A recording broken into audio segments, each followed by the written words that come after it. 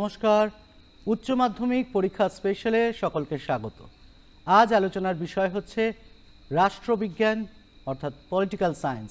এই নিয়ে কথা বলার জন্য বরিশা হাই স্কুলের সহকারী শিক্ষিকা সহেলি রায় উপস্থিত আছেন। নমস্কার, আপনার স্বাগত স্টুডিওতে। প্রথমেই তো আমরা বলে দিয়েছি যে রাষ্ট্রবিজ্ঞান নিয়ে আজকে আলোচনা করব, তাই সহজ করে প্রথমে একটু বলি যে রাষ্ট্রবিজ্ঞান বিষয়টার মধ্যে এবারে কি কি থাকছে। আচ্ছা, এবার একটু বলি, নতুন সিলেবাস বোঝাই যাচ্ছে, 4th সেমিস্টার, ওদের সিলেবাসে এবার 6টা চ্যাপ্টার আছে। 6টা চ্যাপ্টার আমি একটু ছোট্ট করে বলে দিচ্ছি। ফার্স্টেই রয়েছে আন্তর্জাতিক সম্পর্ক, এটা আগের বছর সিলেবাসেও ছিল। পরেরটা হচ্ছে মূল আঞ্চলিক সংস্থাসমূহ, তারপরে রয়েছে বিশ্বায়ন, তারপরেরটা রয়েছে হচ্ছে সরকারের বিভিন্ন বিভাগসমূহ, এবং লাস্ট চ্যাপ্টারটা হচ্ছে সংবিধান সংশোধন এবং স্থানীয় স্বায়ত্তশাসন। বেশ কিছু টপিক কিন্তু এবার নতুন ঢুকেছে, যেটা গতবার অবধি ছিল না। যেহেতু এবারে 4th সেমিস্টারের প্রথম ব্যাচ বেরোচ্ছে, তাই তাদের এই পরিবর্তনগুলোর সম্মুখীন হতেই হবে। একদম, এগুলো নতুন নতুন চ্যালেঞ্জ, সেই চ্যালেঞ্জটা যাতে আরো সহজ হয় তার জন্যই আমাদের এই আলোচনা। চেষ্টা করব অবশ্যই। একদম। এবার একটুখানি আসবো যে এই 40 নম্বরের যে পরীক্ষা হবে, প্রথম 10 মিনিট আমরা জানি যে তারা প্রশ্ন পড়ার জন্য থাকছে, তারপরে 2 ঘন্টা তারা পরীক্ষা দেবে। এই 2 ঘন্টায় রাষ্ট্রবিজ্ঞানের যে প্রশ্নপত্র তারা পাবে সেখানে নাম্বার বিভাজনটা ঠিক কীরকম থাকছে? হ্যাঁ, ওটা নিয়ে আমি একটু বলে দিই। পূর্ণমান হচ্ছে 40 নম্বর। 40 নম্বরের মধ্যে হচ্ছে প্রথম হচ্ছে 2 নম্বর করে 5টা, মানে 10 নাম্বার। সেক্ষেত্রে কিন্তু ওদের কাছে 10টা অপশান থাকবে, 10টার মধ্যে 5টা করবে। কিন্তু সেখানে একটা ব্যাপার আছে, এই 10টা কোশ্চেন কিন্তু তো রানিং থাকবে না। আচ্ছা, একটা একের ধরুন এ এবং বি, তার মধ্যে অর থাকবে, আবার 2-এর এ বি অর, 3-এর এ বি অর, এরকম করে 5টা সেট থাকবে। সেই 5টা সেটের মধ্যে টোটাল 10টা, তার মধ্যে 5টা অ্যাটেন্ড করতে হবে। এখানে চলে গেল 2 × 5, চলে গেল 10। এটা বিভাগ ক। এবার হচ্ছে বিভাগ খ। বিভাগ খয়ে হচ্ছে 3টে কোশ্চেন অ্যাটেন্ড করতে হবে, 4 নম্বর করে। সেক্ষেত্রে ওদের 6টা অপশন, 1-এর অথবা দিয়ে আরেকটা, একই প্যাটার্ন সেম। মানে এ তে থাকছে এর A1 A2, আবার বি এর থাকছে B1 B2, সি এর C1 C2, এই তিনটে থেকে একটা একটা করে তাকে করতে হবে, ওদের নিতে হবে। সেম প্যাটার্ন হচ্ছে বিভাগ গ, সেখানে 6 নম্বর করে 3টে কোশ্চেন অ্যাটেন্ড করতে হবে, সেম প্যাটার্ন, 6টা থাকবে, অর থাকবে, প্রত্যেকটার সাথে প্রত্যেকটার অর অ্যাটেন্ড করতে হবে।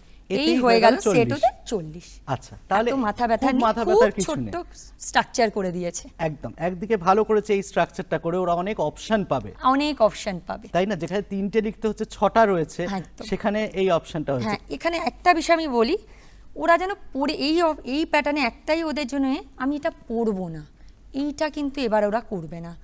প্রত্যেকটা চ্যাপ্টার সম্পর্কে ওদের বেসিক নলেজটা থাকতে হবে।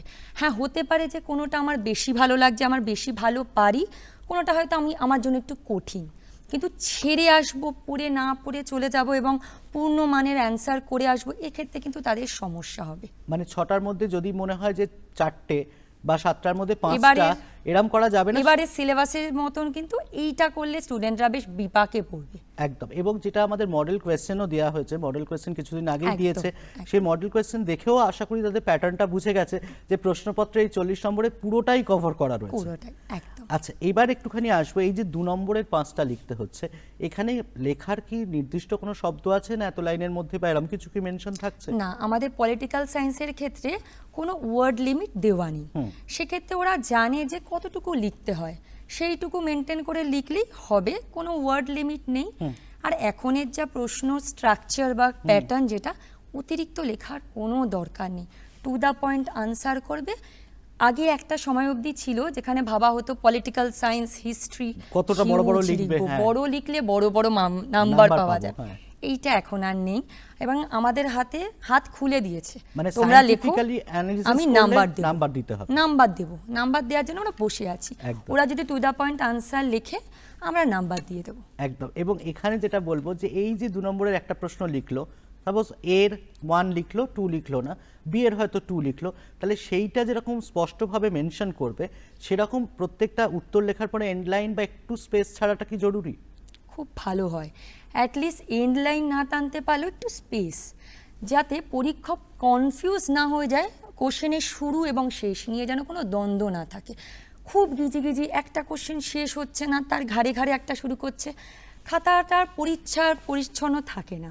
এইটার জন্য আমি একটু বলবো কি, একটু গ্যাপ মেনটেন করা, এক একটা করে কোশ্চেন শেষ হচ্ছে, একটু গ্যাপ বা তুমি যে আপনি যেটা বললেন একটা এন্ড লাইন দিলে ওটা খুব ভালো হয়। একদম। তারপরে এবং আরেকটা জিনিস প্রবণতা অনেক সময় দেখা গেছে বিগত দিনে, বা এটা শোনাও যায়, সেটা আরও আপনি ভালো বলবেন, সেটা হচ্ছে যে এই এর 1-2 এর মধ্যে যে কোনো একটা, সে হয়তো এর 1-2 দুটোই পারবে, এরকম লিখে দেওয়ার প্রবণতাও কিন্তু অনেক সময় দেখা যায়।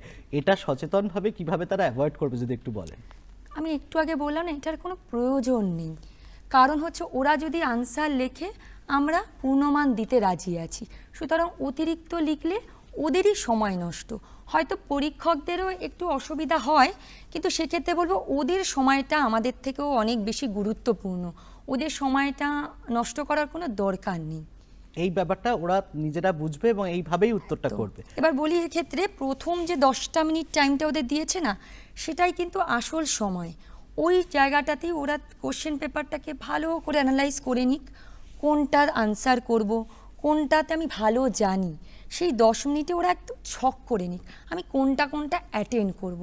এখানেই কিন্তু অর্ধেক জটিলতা ওদের কেটে যাবে। মানে ওই বাকি যে 2 ঘন্টা সময়, সেই 2 ঘন্টা 120 মিনিটের মধ্যে ওকে আর মাথা ঘামাতে হচ্ছে না ক্যান্ডিডেটকে যে কোনটা বাঁচবে এটা না ওটা, সেটা ওই প্রথম 10 মিনিটেই সে সলভ করে নিচ্ছে। ওটার জন্যই 10টা মিনিট ওটার জন্য। কোশ্চেনটাকে মুখস্থ করুক বারবার, যে আমি কি চুজ করব, ওখানেই ওদের আসল স্ট্র্যাটেজিটা কিন্তু আছে। একদম।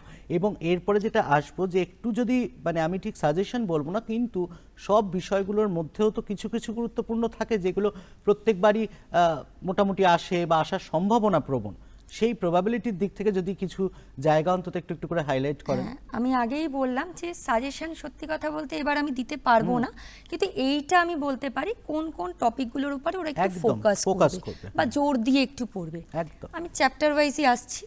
ফার্স্ট চ্যাপ্টারেই যেমন আছে আন্তর্জাতিক সম্পর্ক, দীর্ঘদিন ধরে আমরা দেখে এসেছি যে আন্তর্জাতিক সম্পর্কের বিকাশের ধারা, এটা একটু দেখে রাখবে। আন্তর্জাতিক সম্পর্ক এবং আন্তর্জাতিক রাজনীতির মধ্যে পার্থক্য, এই চ্যাপ্টার থেকে এই টপিকগুলো একটু দেখে রাখলেই হবে। বা আন্তর্জাতিক সম্পর্কটা স্বতন্ত্র পাঠ্য হিসাবে তার বিকাশ, এটা একটু দেখে রাখবে। আরেকটা চ্যাপ্টার ওয়াইজে আমি বলতে পারি যে সরকারের বিভিন্ন বিভাগ, এক্ষেত্রে প্রত্যেক বছরই এটা বেশ ইম্পর্টেন্ট। প্রধানমন্ত্রী, মুখ্যমন্ত্রী, রাষ্ট্রপতি, এদের কার্যাবলী, এগুলো একটু দেখে রাখবে। সংবিধান সংশোধন লাস্ট চ্যাপ্টার, সেক্ষেত্রে হচ্ছে সংবিধান সংশোধনের পদ্ধতিগুলো, যে 3টি পদ্ধতি আছে সেটাকে একদম অ্যামেন্ডমেন্টগুলো মেনশন করে 3টে পদ্ধতি পরপর করে মুখস্থ করে রাখা।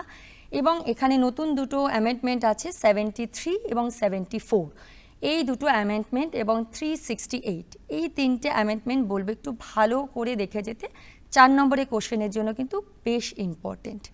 এছাড়া বিশ্বায়নের চ্যাপ্টার থেকে বলবো পদ্ধতি না পড়ে বিশ্বায়নের বিভিন্ন ফলাফল, বর্তমানে বিশ্বায়নের যে অর্থনৈতিক ক্ষেত্রে, সাংস্কৃতিক ক্ষেত্রে কি ফলাফল, এফেক্টসগুলো একটু দেখে রাখতে।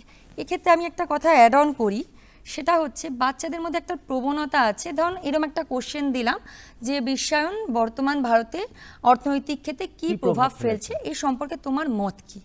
ওরা কি করে, প্রভাবটা তো সুন্দর লিখে দিল, ফলাফল লিখে দিল, ওই যে একটা ছোট্ট করে নিচে লিখি না আমরা তোমার মত কি, লাস্টে যদি ওরা একটা ছোট্ট করে আমি কি মনে করছি সেটা 2 লাইনে লেখে না, আনসারটা ভীষণ কম্প্যাক্ট হয়, ওরা ওটাকে স্কিপ করে যায়। ওই যদি 2 লাইন, বেশি না, 2 লাইন লিখলেই একদম পূর্ণতা পায়। আমরা মানে ওই ক্ষেত্রে আমরা এত স্যাটিসফাইড হয়ে যাই যে ও নিজের বক্তব্যটাকে পেশ করেছে, ও কি মনে করছে, মানে তার নিজের ক্রিটিক্যাল অ্যানালিসিস করার ক্ষমতা, ক্যাপাসিটিটা আছে এবং সে সেটার আনসারের সঙ্গে রিলেট করে রিফ্লেক্ট করছে। ওই সময় ওই যে ওই ছোট জিনিসটা না খুব সুন্দর লিখলো, কিন্তু ওই 2 লাইন হয়তো স্কিপ করে গেল, এক্ষেত্রে না আমাদের মনে হয় যেন কোথাও একটা গিয়ে খামতি রয়ে গেল। ওই 2 লাইন লিখুক খুব সুন্দরভাবে, কিন্তু ওটাকে মার্কসটাকে ক্যারি করতে সহায়তা করে। একদম। এরপরে যদি আমরা আসি যে 6 মার্কসের যেগুলো থাকছে, 6 মার্কসের ক্ষেত্রে কোনগুলোর ওপর জোর দেবে না এগুলোর উপরই বেশি ফোকাস করবে? হ্যাঁ, আমি মেইনলি 6 এবং 4 মার্কসগুলোর উপরই জোর দিয়ে বললাম, কারণ 2 নম্বরে তো বলার জায়গা নেই, এগুলোর উপরই যেমন বললাম প্রধানমন্ত্রী, মুখ্যমন্ত্রী, রাজ্যপাল, এগুলোর কার্যাবলীগুলো একটু পড়বে। এক্ষেত্রে একটা কথা বলে রাখি, কার্যাবলীর ক্ষেত্রে ওরা কি করে, কার্যাবলী বলেছে মানে একদম টু দ্য পয়েন্ট কার্যাবলী থেকে শুরু করে। 6 নম্বরের ক্ষেত্রে আমি শুধু বলছি এক্ষেত্রে একটু ছোট্ট করে ভূমিকা, ইন্ট্রোডাকশন একদম একটু বেশি না, কারণ যে বেশি লেখার জায়গা নেই, ছোট্ট করে 2 লাইন। বডিটা ওরা পয়েন্ট ওয়াইজ করে লিখবে, বুলেট করে লিখবে, বা সাব পয়েন্ট, খুব ভালো হয় সাব পয়েন্ট করে লিখলো, টু দ্য পয়েন্ট আনসার করলো, লাস্টে মূল্যায়ন উপসংহার করলে কি আনসারটা একদম কম্প্যাক্ট হয়। 6 নম্বরের ক্ষেত্রে বলবো। এবং আমি এরপরে আসবো যে খাতাটা সাজানো, মানে একটা সুন্দর খাতা দেখলে তো বোঝা যায় যে প্রথম থেকে ইমপ্রেশনটা তৈরি হয়ে যায়। সেই খাতাটা মার্জিন থেকে শুরু করে কোয়েশ্চেন লেখা, গ্যাপ, পুরো খাতাটাকে একদম কম্প্যাক্ট সুন্দরভাবে উপস্থাপন করার ক্ষেত্রে পুরোটা নিয়ে যদি একটু ডিটেলসে বলেন। হ্যাঁ, খাতাটা কিন্তু খুব বেশ ইম্পর্টেন্ট একটা জায়গা, যে খাতা কিভাবে প্রেজেন্ট করছে সেটা একটা ইম্প্যাক্ট ফেলে টিচারদের ক্ষেত্রে। সেক্ষেত্রে বলবো বাঁদিকে মার্জিন করা, একটু 1 ইঞ্চি 1.5 ইঞ্চি চওড়া করে মার্জিন, উপরেও একটু মার্জিন টানা, চারদিকে মার্জিন না টানলেও চলবে, অ্যাটলিস্ট বাঁ হাতে এবং উপরে, এবং ডান দিকে একটু স্পেস রাখতে হবে। কারণ আমরা যখন রানিং খাতা চেক করি, আমরা কিন্তু ডান দিকে মার্কসগুলো দিতে থাকি, ওই জন্য ডান দিকে একটু স্পেস রাখা। এবং আমি সাজেস্ট করব 2 নম্বরের কোশ্চেন, মানে বিভাগ ক, এটাকে একটু আগে রাখলে ভালো হয়। বিভাগ কটাকে একটু আগে রাখলো, হতে পারে 5টা কোশ্চেনই বাচ্চা একবারেই পেরে যাবে তা নয়, হয়তো 2টো পারলো না, স্পেসটা ছেড়ে রাখুক, স্পেসটা রাখুক, পরে মনে পড়লে লিখবে। এইটা একেবারেই করো না যে 2টো পারলে না সেটাকে খাতার মধ্যে ছড়িয়ে ছিটিয়ে লিখলো, এটা করো না, কারণ এটাতে অসুবিধা হয়। একটা বিভাগ কমপ্লিট করুক, একটা এন্ড লাইন, আপনি যেটা বললেন একটা এন্ড লাইন টানুক, নেক্সট বিভাগটাকে মেনশন করুক, বিভাগ খ সেটাকে লিখুক, তারপরে বিভাগ গ। হতে পারে বড় কোশ্চেনের ক্ষেত্রে তবুও ওরা এদিক ওদিক করতে পারে, কিন্তু 2 নম্বরের কোশ্চেনের ক্ষেত্রে আমার মনে হয় ওটার জন্য একটা নির্দিষ্ট জায়গা, একসাথে কোশ্চেনগুলো লিখলে কিন্তু আমাদের দেখতেও সুবিধা হয়, দেখতে ভালো লাগে আর কি পুরো। আচ্ছা, আর একটা জিনিস বলবো যে অনেক ক্ষেত্রে হয় এই যে কার্যকারিতা বা কার্যকারণটাকে ব্যাখ্যা করতে গেলে হয়তো শ্রেণী বিভাগ একটা ছক মতো করে দেয়া যেতে পারে, সেরকম ওরা ব্যবহার করতে পারে কোনো জায়গায় যদি। খাতা এখন সেই সময়টা ওদের খাতা, ওরা যেভাবে প্রেজেন্ট করবে সেভাবেই আমাদের ভালো লাগবে, প্রেজেন্টেশনটা তো ওদের উপরে। তুমি যেরকম বললে যে ছক করে করা, সেটা তো খুবই ভালো ব্যাপার, এটা যদি ওই টাইমিংয়ের মধ্যে যদি কেউ করে উঠতে পারে সত্যি খুব ভালো দেখাবে। এবং এই যে কারণ ফলাফল এইগুলোকে যদি ছোট ছোট ছোট ছোট হয়তো ব্লু আর ব্ল্যাক ইউজ করছে, পুরো বডিটা হয়তো ব্লুতে লিখছে, ব্ল্যাকে হয়তো ওইগুলো এই ক্ষমতা বা তার প্রভাবগুলো কি, সেগুলো ক্ষেত্রগুলো, সেগুলোকে যদি একটু ছোট ছোট করে হাইলাইট করে বা একটা ছোট করে বুলেট করে, তাহলে সেগুলো তো সুবিধা হবে। একদম, এটা তো আমি সবসময় আমার ক্লাসের স্টুডেন্টদের ক্ষেত্রেও বলি যে এই জিনিসটা প্র্যাকটিস করে নাও, কি মেন ডেট বা কোনো রাষ্ট্রবিজ্ঞানীর নাম সেগুলোকে ব্লু দিয়ে লিখছো, তার মাঝে মাঝে ব্ল্যাক দিয়ে সঙ্গে সঙ্গে, পরের জন্য ফেলে রেখে লাভ নেই, ওই জিনিসটা প্র্যাকটিস করা, জাস্ট আন্ডারলাইন করে যাও মেন টপিকগুলো। আচ্ছা, এবারে যেটা জানতে ইচ্ছা করছে যে এই 2 মার্কসের কোয়েশ্চেন, এখানে তো একটা লেখার ক্ষমতা, মানে মোটামুটি একটা লাইন থাকবে যে এত লাইনের মধ্যে লিখতে হবে, সেই লেখার ক্ষেত্রে ওরা কোন কোন বিষয়গুলোর প্রতি জোর দেবে, যে আমি 2 নম্বরের এই উত্তরটা চেয়েছে, আমি এই উত্তরটা লিখব। অনেক সময় হয় অনেকে অতিরিক্ত লেখে, অনেকে আবার লেখে যে অতিরিক্ত লেখার প্রবণতা লিখতে গিয়ে খুব আনইম্পর্টেন্ট জায়গাগুলো হয়তো লিখলো, ইম্পর্টেন্ট যে লাইনটা ছিল সেটাই হয়তো মিস করলো। এই একদম 2 নম্বরের কোশ্চেনের ক্ষেত্রে আমি কি বলবো, একদম টু দ্য পয়েন্ট আনসার করো, যেটুকু চাওয়া হয়েছে সেইটুকুই লেখো, একদম 2-এ 2 পাওয়ার মতন জায়গা কিন্তু রয়েছে, অতিরিক্ত লেখার কোনো দরকার নেই। যেটুকু চাওয়া হয়েছে, সাল চাওয়া হয়েছে, বা 2-এর ক্ষেত্রে এটাও হতে পারে 1+1, সেক্ষেত্রে এক লাইনে একদম সিম্পল 1 লাইনে যেটুকু চাওয়া হয়েছে সেইটুকুই লিখে রাখুক, তাতেই হবে, অতিরিক্ত লেখার কোনো দরকার নেই। আচ্ছা, আর একটা জিনিস এবার 4 নম্বরে, যেটা 4 নম্বরে বলি, 4 নম্বরের ক্ষেত্রেও তো পার্ট মার্ক থাকতে পারে, যদি পার্ট মার্ক থাকে সেগুলো অ্যাটেন্ড করলে কি নাম্বার বেশি পাওয়া যেতে পারে? অ্যাকচুয়ালি এটা একটা ব্যাপার আছে, পার্ট মার্কিংয়ে ব্যাপারটা একটা স্কোরিং হয়, 1+3+2+2 এগুলো একটু বেশি স্কোরিং হয়। অবশ্যই সেক্ষেত্রে কি করবে ওরা, যেন ডিভিশনটা করে, মানে প্যারা মেনটেন করে, একদম ক্লাব করে না লিখে, যেন একটু প্যারা মেনটেন করে, ধরুন 2+2 এর আগে। আমি তো অবশ্যই সাজেস্ট করব যে পার্ট মার্কিংগুলোতে যেন ওরা একটু বেশি ফোকাস করে, এবং সেখানে দুটো 2+2 আছে, দুটো বক্স করে বা দুটো বুলেট করে দুটো প্যারা লিখলো, এবং তার মাঝে যদি, আচ্ছা আর একটা জিনিস রাষ্ট্রবিজ্ঞান বলেই মনে হচ্ছে বিষয়টা, যে বহু ক্ষেত্রে দেখা যায় বহু ইংরাজি শব্দ, হ্যাঁ, সাল, এই নামগুলো বা রাষ্ট্রনেতার কোনো একটা নাম হয়তো বা কিছু এরকম যেটা হয়তো ইংলিশেই রয়েছে, সেগুলো ইংলিশ বা বাংলা দুটোতেই ব্যবহার করা যেতে পারে? একদম দুটোই ব্যবহার করতে পারবে, বরঞ্চ আমি এটা বলবো অতিরিক্ত ভেবে ইংলিশে ভুল স্পেলিং লেখার থেকে ওরা বাংলাতেই লিখুক। ভুল লিখলে সেটা অনেক বেশি দৃষ্টি কাড়ে এবং সেক্ষেত্রে আমাকে বাধ্য হয়ে কেটে দিতে হয়। ওর থেকে ওরা বাংলায় লিখুক এবং বানানটা যেন ঠিক হয়। ইংলিশ শব্দটাই ওরা বাংলায় বানান করে লিখুক, কোনো অসুবিধা নেই তাতে। আচ্ছা, এটা গেল 4 নম্বরের ক্ষেত্রে। এবং 4 নম্বরের ক্ষেত্রে যদি ভাগ থাকে সেই প্রশ্নগুলো তুলনামূলকভাবে স্কোরিং হয়, সেটা অ্যাটেন্ড করা ভালো। আবার কেউ যদি মনে করে যে তার সেই কনফিডেন্স রয়েছে যে 4 নম্বরের যেটা টানা আছে সেটা আমি লিখে সেটাতেই 3.5 4 পাবো, তাহলে সে সেটা অ্যাটেন্ড করবে, কোনো অসুবিধা নেই। আচ্ছা, এবার আসবো একটু ব্রড কোয়েশ্চেন যেগুলো আছে 6 মার্কসের। এটা তো একটু দীর্ঘায়িত লিখতে হয় নিশ্চয়ই, অন্তত এর লেন্থটা অনেকটা বেশি হবে। এবার সেইটা লেখার ক্ষেত্রে যেই যে প্যারা মেনটেন করা এবং কোন প্যারায় ঠিক কোন কোনগুলো মানে বিষয়গুলো থাকবে, যেমন একটা ইন্ট্রোডাকশন হতে পারে, বডি হতে পারে, একটা কনক্লুশন হতে পারে, বডির মধ্যেও যদি আবার কোনো ভাগ থাকে, মানে রাষ্ট্রবিজ্ঞানের উত্তরটা ঠিক কিভাবে 6 নম্বরে গুছিয়ে লেখা উচিত, আপনি একটু বিস্তারিত বলুন। একদম, আমি একটু আগেই বললাম যে এই ক্ষেত্রে 6 নম্বরের স্পেশালি ক্ষেত্রে আমি বলবো যে ফার্স্টে একটু ভূমিকা লিখুক 2 লাইন, তারপরে আসবে ওদের মেন টপিক যেটা আমাদের চাওয়া হয়েছে। সেই মেন টপিকটাতে যদি ওরা বুলেট করে সাব পয়েন্ট করে, ধরুন একটু আগে বললাম আমি প্রধানমন্ত্রীর কার্যাবলী, সেক্ষেত্রে কী কী কার্যাবলী প্রধানমন্ত্রী রয়েছে সেগুলোকে ওরা জাস্ট একটা সাব পয়েন্ট করে করে 4টে লিখুক, 5টা লিখুক, সেগুলো সাব পয়েন্ট করে লিখলো এবং লাস্টে গিয়ে মূল্যায়ন বা উপসংহার সেটা লিখে কোশ্চেনটাকে শেষ করুক। এই প্যাটার্নটা কিন্তু 6 নম্বরের ক্ষেত্রে ওদের ফলো করতেই হবে, তবে গিয়ে কিন্তু ওরা প্রায় 5, 5.5 এরম নাম্বার পায়। অনেক সময় আমরা 6ও দিয়ে থাকি, কিন্তু সেক্ষেত্রে কিন্তু এই স্ট্র্যাটেজিটা ফলো করতে হবে। শুধু এমন নয় যে আমি যেটুকু চেয়েছি 6 নম্বরের ক্ষেত্রে শুধু বডিটুকু আমি লিখে দিলাম, আমি কোনো ডিভিশন করলাম না, বুলেট করলাম না, আমি ইম্পর্টেন্ট ডেসগুলো মার্ক করলাম না, এগুলোতে কিন্তু একটু চোখে লাগে, একটু চোখে লাগে। সেক্ষেত্রে আমি বলবো ভূমিকা, মেন বডি এবং লাস্টে গিয়ে মূল্যায়ন বা উপসংহার, এটাকে 6 নম্বরের কোশ্চেনের ক্ষেত্রে একটু মেনটেন করতে হবে। আচ্ছা, এর সঙ্গে আরেকটা জিনিস জানি যে ওদের তো আগে 20 নম্বর স্কুল ইন্টারনাল একটা দিয়ে রেখেছে, 40 নম্বর ওরা থার্ড সেমিস্টারে অলরেডি পরীক্ষা দিয়ে রেখেছে, এগুলো তো আছেই। এবারে এই 40 নম্বরে ফোকাস করবে, কিন্তু 40 নম্বরে ফোকাস করতে গিয়ে এই শেষ মুহূর্তে অনেক সময় অনেক ছাত্রছাত্রীর মনে হয় যে আমি পুরোটা হয়তো দেখে উঠতে পারিনি বা পুরোটা দেখা হয়ে ওঠেনি। সেক্ষেত্রে কোন ট্যাকটিক্সটা তারা মেনটেন করবে? সব তো পড়বে, অবশ্যই পড়বে, সেটার তো কোনো বিকল্প নেই, কিন্তু যদি বিকল্প ভাবতে হয় বা তাকে যদি অপশন চুজ করতে হয়, অপশন চুজ করার ক্ষেত্রে সে মানে কোন দিকটায় বেশি অ্যাটেনশন দেবে? যে আগে শর্ট কোয়েশ্চেনগুলোর প্রতি বেশি প্র্যাকটিস করা, তারপরে ব্রডগুলোকে সিলেক্টিভ ওয়েতে রাখা, পয়েন্ট ওয়াইজ একটু প্র্যাকটিস করা, মানে আমি বোঝাতে পারছি যে আমি 6 নম্বরে হয়তো 10টা প্রশ্ন আমার খুব মনে হচ্ছে আসতে পারে বা এবারে প্রবণতা বেশি, সেই 10টা প্রশ্ন লিখে তার পয়েন্টগুলো হয়তো ছোট ছোট করে লিখে রাখলাম, বারবার হয়তো ওটাকেই দেখছি। একদম, মানে এইভাবে স্ট্র্যাটেজিক্যালি কিভাবে এগোবে? লাস্টে আমি বলি ওদের একদম লাস্ট মোমেন্ট চলে এসেছে ওদের পরীক্ষা, একদম পয়েন্ট ওয়াইজ মুখস্থ, ওই কনসেপ্টটা ভুলে যাও যে রাষ্ট্রবিজ্ঞান মানে একদম থরলি ওরা মুখস্থ করবে, দরকার নেই, কিন্তু একদম পয়েন্ট করে নিক। এই লাস্ট মোমেন্টে ওরা পয়েন্ট করে করে পড়ুক।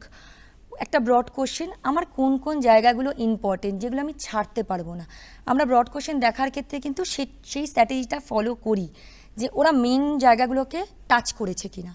সেই জন্যই বলবো ব্রড কোশ্চেনের ক্ষেত্রে মেন হাইলাইটের জায়গাগুলো বুলেট করে নিক, সেগুলোই ওরা আওড়াক যে কী কী কী কী পয়েন্ট আমরা একটা ব্রড কোশ্চেনের মধ্যে রাখবো। আর 2 নম্বরের কোশ্চেনের ক্ষেত্রে তো সাজেশন দেওয়ার মতন কিছু নেই, এটা একটু 2 নম্বরের কোশ্চেন ওদের পড়তে হবে, প্রচুর অপশন আছে, 10টা কোশ্চেন আছে, মানে 5টা লিখতে হবে, মানে অনেক কোশ্চেন আছে। এবং 4 এবং 6 এর ক্ষেত্রে আরেকটু যদি আপনি মানে একেবারে সাবজেক্ট ওরিয়েন্টেড বা একদম মানে কনটেক্সট ওরিয়েন্টেড যদি আরেকটু হাইলাইট করতেন। সেক্ষেত্রে আমি বলছি, যেমন আন্তর্জাতিক সম্পর্কের ক্ষেত্রে বললাম স্বতন্ত্র পাঠ্য হিসাবে তার যে বিকাশ সেটা একটু ওরা দেখে যাবে, আন্তর্জাতিক রাজনীতি এবং আন্তর্জাতিক সম্পর্কের মধ্যে পার্থক্য এই জায়গাটা একটু দেখে যাবে। আচ্ছা, এখানে থামাচ্ছি একটুখানি। এই একদম। পার্থক্য লেখার ক্ষেত্রে আগে যেরকম হতো, হয়তো খাতাটা আমি ভাঁজ করে মাঝখান থেকে দাগ টেনে বা স্কেল দিয়ে একটা দাগ টেনে সেরাম লিখতে পারতাম। আবার পরবর্তীকালে এরম দেখেছি যে একটাই পার্থক্যের প্রথম পয়েন্টটা দুটো প্যারা করে প্রথম পার্থক্যের পয়েন্ট, দ্বিতীয় পার্থক্য এইভাবে লেখা যায়, আবার ভাঁজ করে দাগ দিয়ে দুদিকে ভাগ করেও লেখা যায়। কোনটার ক্ষেত্রে পলিটিক্যাল সায়েন্সের রাষ্ট্রবিজ্ঞানের সুবিধা হয়? আসলে পলিটিক্যাল সায়েন্সের ক্ষেত্রে বলবো প্যারা মেনটেন করুক, বাচ্চাদের মতো মাঝখান থেকে ভাগ করলে অসুবিধা কোনোটাতেই নেই, না। কিন্তু বলবো দেখতে অনেক সুন্দর লাগে, সেটা হচ্ছে প্যারা মেনটেন করুন। একটা প্যারার মধ্যে দুটো পার্থক্য বুলেট করে লিখলো, আবার কিছুটা স্পেস দিল, সেকেন্ড পার্থক্যটা লিখলো, থার্ড পার্থক্যটা একটু গ্যাপ দিয়ে লিখলো, বুলেট করে দুটো লিখলো, তাতে ক্ল্যারিটি থাকে কোশ্চেন আনসারটার হ্যাঁ, মধ্যে। আপনি যেটা বলছিলেন 6 নম্বরের আর কোন কোন বিষয়গুলোর প্রতি হ্যাঁ, আরেকটু। সেটা হচ্ছে বিশ্বায়নের ক্ষেত্রে ইম্পর্টেন্ট হচ্ছে এবার ফলাফলটা, অর্থনৈতিক সাংস্কৃতিক দিকে ফলাফলগুলো ওরা একটু দেখে যাবে, এর আগেও আমি বললাম সেটা দেখবে। স্বায়ত্তশাসনের ক্ষেত্রে দেখবে হচ্ছে সংবিধান সংশোধন পদ্ধতিগুলো ওরা দেখে যাবে, প্রধানমন্ত্রী, রাষ্ট্রপতি, রাজ্যপাল। আরেকটা জিনিস আমি একটু আগে ওটা মেনশন করতে ভুলে গেছি, লোকসভা এবং রাজ্যসভার মধ্যে সম্পর্ক। এক্ষেত্রে ওরা একটা কি করে, সম্পর্কটা ওরা একদম থরলি লিখে যায়, এটা করব, এটা না করলে ওদের জন্য ভালো হয়। সেক্ষেত্রে ওরা কি করবে, গঠনগত এবং ক্ষমতাগত দুটো আলাদা আলাদা পার্থক্য একটু হেডিং করবে। গঠনগতর ক্ষেত্রে লোকসভা এবং রাজ্যসভার কি পার্থক্য রয়েছে, ক্ষমতাগত দিক থেকে এদের দুজনের মধ্যে কি পার্থক্য রয়েছে, এটা একটু পয়েন্ট করে লিখবে। প্রচুর পয়েন্ট আছে, গুছিয়ে লিখলে সুন্দর নাম্বার ওঠে এটার মধ্যে। আচ্ছা, আরেকটা হাইকোর্ট, হাইকোর্টের কার্যাবলী এবং গঠন, ক্রেতা সুরক্ষা আদালত এটির গঠন এবং কার্যাবলী, সুপ্রিম কোর্ট দেখে যাবে, সুপ্রিম কোর্ট ছাড়া জায়গা নয়, সুপ্রিম কোর্টের কার্যাবলী দেখে যাবে। এইগুলো দেখলেই আমার মনে হয় কভার করে যাবে, তাদের কভার করে যাবে। এবং এই ক্ষেত্রে যেটা মনে হয়, এই যে যে হাইকোর্ট, সুপ্রিম কোর্ট এগুলো নিয়ে কথা হচ্ছে, এগুলোর তো একটা প্যাটার্ন তো মোটামুটি জানা, যে আমাদের এই বিচারালয়, হ্যাঁ সেটা প্রধান বিচারালয় হতে পারে বা আমাদের রাজ্যের ক্ষেত্রে প্রধান হতে পারে, এই যে বিচারালয় বিষয়টা তাদের কাছে পরিষ্কার, এতদিন ধরে তারা পড়ছে, কিন্তু এই অনেক সময় গুলিয়ে যায়, যে তারা লিখতে গিয়ে অনেক উত্তর গুলিয়ে যায়, এবং সেক্ষেত্রে তারা কিভাবে ডিস্টিংক্ট ওয়েতে এটাকে আলাদা করে পড়বে এবং আলাদা করে মনে রাখবে। আমি এটাই বললাম, একটু আগে বললাম না, মুখস্থ করে কোনো লাভ নেই, একটু যদি Point বুঝে বুঝে বুঝে পড়বে। পয়েন্ট করে তাহলে সমস্যা নেই। যেমন আমি একটা বলি, যে প্রধানমন্ত্রী পারছে না সে মুখ্যমন্ত্রীটাও বুঝবে, মুখস্থ করলে পয়েন্ট গুলিয়ে যাবে, হ্যাঁ। মুখস্থ করলে পয়েন্টগুলি একটু বুঝে পড়ুক, ঠিকই ওরা পারবে। কারণ একটার সাথে আরেকটার কিন্তু বেশ মিল আছে কার্যাবলীর ক্ষেত্রে, সুপ্রিম কোর্টের ক্ষেত্রে এবং হাইকোর্টের ক্ষেত্রে গুলিয়ে যাওয়ার কোনো জায়গা নেই, একটু বুঝে পড়তে হবে। বুঝে যদি ওরা পয়েন্ট ওয়াইজ পড়ে অসুবিধা হবে বলে আমার মনে হয় না। না, এই যে রাষ্ট্রবিজ্ঞানের প্রত্যেকটা চ্যাপ্টার আমরা অনেক সময় দেখি যে সেটা যখন ব্যাখ্যা থাকে তার একটা মানে বিস্তারিত একটা ভূমিকা অংশ থাকে, সেই ভূমিকা অংশটা তো ডিটেলসে অতটা উত্তরের মধ্যে কখনোই লাগে না, একদমই না। কিন্তু সেটা ক্ষেত্রে তো অনেক সময় অনেক এই 2 নম্বরের কোয়েশ্চেন, সেগুলোর অনেক ইম্পর্টেন্ট কি নোট থাকে সেখানে, সেই জায়গাগুলোকে কি এখন দেখার দরকার আছে না এখন সেগুলো না দেখে এই যে মডেল কোয়েশ্চেন দিয়েছে বা আমাদের টেস্টের যে কোয়েশ্চেনগুলো রয়েছে সেগুলোকে দেখেই একটা নিজের মতো করে চক আউট করবে? হ্যাঁ, এই মুমেন্টে লাস্ট মুমেন্ট যেহেতু, আমি বলবো নতুন কিছু পড়ার দরকার নেই, যেগুলো পড়ে এসছো অলরেডি বা আমি যেগুলো বললাম সেগুলোর উপরে ফোকাস করে, যেগুলো অলরেডি পড়া হয়ে গেছে সেগুলো রিভিশন দিলে আমার মনে হবে, এই কিছুদিন আগেই মডেল কোশ্চেনও বেরিয়েছে সেগুলোকে একটু ফোকাস করুক, আমার মনে হয় কমন পেয়ে যাবে। এই মুমেন্টে নতুন করে ভূমিকা পড়ার গুলিয়ে যাওয়ার সম্ভাবনাটা রয়েছে এই মুমেন্টে। আমার মনে হয় এই মুমেন্টে যেগুলো পড়ে এসছে অলরেডি সেগুলোকে একটু ছক করুক, একটু বুলেট করুক, পয়েন্ট করে লেখার প্র্যাকটিস করুক।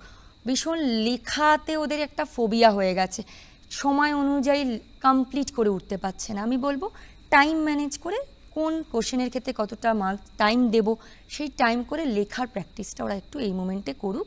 বাড়িতে একটা কোশ্চেন ধরুক, একটু টাইম নিয়ে নিক যে আমি 6 নম্বরের কোশ্চেন কতক্ষণে কমপ্লিট করছি, এমন না হয় যে আমি 6 নম্বরের কোশ্চেন আধ ঘন্টা 35 মিনিট করে করছি, সেক্ষেত্রে কিন্তু টাইম ম্যানেজমেন্টে একটা সমস্যা দেখা যাবে। কারণ সে যদি আধ ঘন্টা করে 3টে কোয়েশ্চেন করে তাহলে তো তার 1.5 ঘন্টা ওখানেই সময় চলে গেল।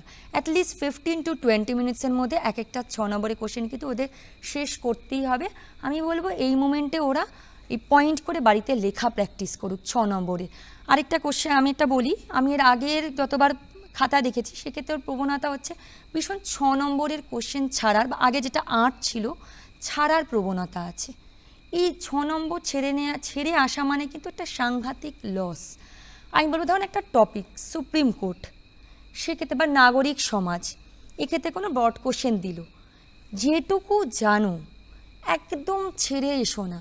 হয়তো আমি কার্যাবলী চেয়েছি, তুমি হয়তো কার্যাবলী জানো না, হয়তো তুমি তার গঠন জানো বা তার কিভাবে তার কে কে আছে ইনভলভ আছে সেগুলো জানো, অ্যাটলিস্ট সেটাও লেখো। এবং সেটা লিখলেই বেরিয়ে আসবে যে তারা কি করে। একদম তা ঠিক দেখবে, পার্টে পার্টে বেরিয়ে আসবে। আর আমাদের হাতে এখন আছে পার্ট মার্কিং, কিছু লিখলে আমরা কিন্তু পার্টে পার্টে নাম্বার দিই, এমন নয় কিন্তু ধরে আমরা কেটে দিই। পার্টে নাম্বার দেওয়ার জায়গা আছে, ওরা যদি পার্ট পার্ট করে লেখে আমাদেরও পার্টে নাম্বার দেওয়ার যথেষ্ট জায়গা রয়েছে। একদম ছেড়ে আসার প্রবণতাটা একদম ঠিক নয় ওদের ক্ষেত্রে। কারণ এটা 11-এ যেমন মাল্টিপল চয়েস, তাদের তারপর থেকে মাল্টিপল চয়েসের প্রতি ওদের প্রবণতাটা বেড়ে যায়। একদম। সেই ক্ষেত্রেই ব্রড লেখার ক্ষেত্রেই আগেই ওদের একটা মানে কপালে ঘাম ঝরতে শুরু করে যে এত লিখবো কি করে। কিন্তু এত তো লিখতে হবে না, টু দ্য পয়েন্ট, যতটা চেয়েছে ততটা লিখতে হবে। কিন্তু এই লেখার ক্ষেত্রে এই যে পয়েন্টগুলো বলছেন, এই পয়েন্টগুলো লেখে পয়েন্টগুলো তো কিছুটা হলেও মনে রাখতে হবে, তাই বারবার হয়তো পাতা উল্টে হলেও পয়েন্টগুলো তাকে দেখতে হবে। কিন্তু সেক্ষেত্রে শুধু পয়েন্ট দেখবে না, সেই পয়েন্টগুলোর একটু ডিটেলসে একবার অন্তত রিড আউট করবে। অবশ্যই পয়েন্ট তো শুধু লিখলে হবে না, সেক্ষেত্রে আমি বলবো পয়েন্টগুলো লেখার রিজনটাই হচ্ছে যে মনে থাকার জন্য। ডিটেলসটা তো একটু পড়তেই হবে, 2 লাইন 3 লাইন করে লিখতে হবে, লেখাগুলো প্র্যাকটিস করতে হবে। এই আর একদম, আমরা আলোচনার প্রায় আমাদের শেষের দিকেই চলে এসেছি। রাষ্ট্রবিজ্ঞান বললেই মনে পড়ে যে রাষ্ট্রের ক্ষমতা, রাষ্ট্রের বিচার ব্যবস্থা, কার্যাবলী সব কিছু একসঙ্গে মনে হয়। এবং এই সব কিছু নিয়েই একটা বিষয় এবং যে বিষয়টা তারা 1 থেকে 10 অবধি পড়েনি, একদম 11-এ এসেই নতুন বিষয়টা তারা পাচ্ছে। সেই জায়গাটা এসে এরকম একটা বিষয় তারা জীবনের দ্বিতীয় বড় পরীক্ষা দিতে চলেছে, তাদের উদ্দেশ্যে আপনার বার্তা। আচ্ছা, এই ক্ষেত্রে বলি একদম পরীক্ষা সামনে, ভয় পাওয়ার কিছু নেই। একটু আগেই আমি বললাম নতুন কিছু এই মোমেন্টে পড়ার দরকার নেই, যা পড়ে এসেছো সেটাকে রিভিশন দাও, সেটাকে বারবার আওড়াও, বুলেট করে পড়ো, ভয় পাওয়ার দরকার নেই। লাস্ট মোমেন্টে বেশি স্ট্রেস নিও না, মাথা ঠান্ডা রাখো। পরীক্ষার ঠিক আগে কিন্তু পর্যাপ্ত ঘুম একটা বিশাল ব্যাপার, নির্দিষ্ট টাইম মেনটেন করে পড়ো, টাইম ম্যানেজমেন্ট করে পড়ো, সেটা অনেকটা কাজে দেবে। আর মনে বিশ্বাস রাখো যে তুমি পারবেই, সাফল্য কিন্তু তোমার সঙ্গেই আছে, ঘাবড়ানোর কোনো জায়গা নেই। আর আমার তরফ থেকে অসংখ্য শুভেচ্ছা রইল। অনেক অনেক ধন্যবাদ। এইভাবেই উচ্চ মাধ্যমিকের পরীক্ষা স্পেশাল চলছে। রাষ্ট্রবিজ্ঞানের বিষয়ে এইভাবেই প্রস্তুতি নিতে থাকুক ছাত্রছাত্রীরা, আর সকলের পরীক্ষা খুব ভালো হোক, আমাদের শুভেচ্ছা রইল। আর সঙ্গে অবশ্যই সবসময়ের বন্ধুকে রাখতেই হবে কলকাতা দূরদর্শনকে। নমস্কার।